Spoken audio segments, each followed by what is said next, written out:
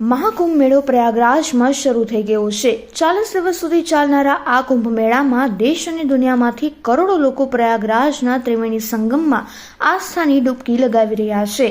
ત્યારે રાજકોટના 4 મિત્રોએ અનોખી રીતે પ્રયાગરાજ પહોંચવાનો સંકલ્પ લીધો છે, જેમાં એક કારમાં વિવિધ આસ્થાના સ્ટીકર્સો લગાવી એક ધાર્મિકતાના સંદેશા સાથે પ્રયાગરાજ પહોંચશે અને ત્રિવેણી સંગમમાં આસ્થાની ડૂબકી લગાવશે।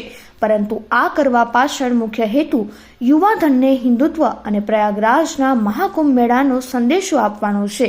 યુવાધન વધુને વધુ મહાકુંભ મેળામાં જોડાય તે માટેની અપીલ પણ કરવામાં આવી છે। આજે અમે રાજકોટથી યુપી પ્રયાગરાજ કાર લઈને રાજકોટથી અમે જવા નીકળવાના છીએ અને એક સનાતન ધર્મના પ્રચાર માટે થઈને અને અમે એક ગાડીમાં અલગ પોસ્ટર પ્રકાર મૂકી અને એક સમાજમાં અલગ મેસેજ આપવા માંગીએ છીએ।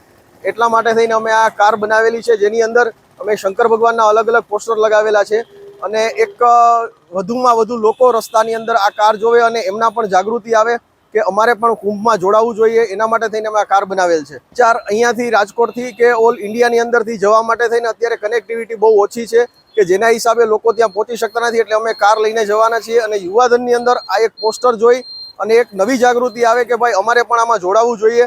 જે આ પર્વ 144 વર્ષ પછી આવે છે, તો આ બધાને ખાસ વિનંતી છે કે આની અંદર જોડાવું જોઈએ। એના માટે થઈને અમે આ એક કાર બનાવેલ છે કે જે કોઈ પણ ત્યાં આ વસ્તુ જોઈ અને એમને પણ ઈચ્છા થાય કે અમે પણ ત્યાં પહોંચી શકીએ।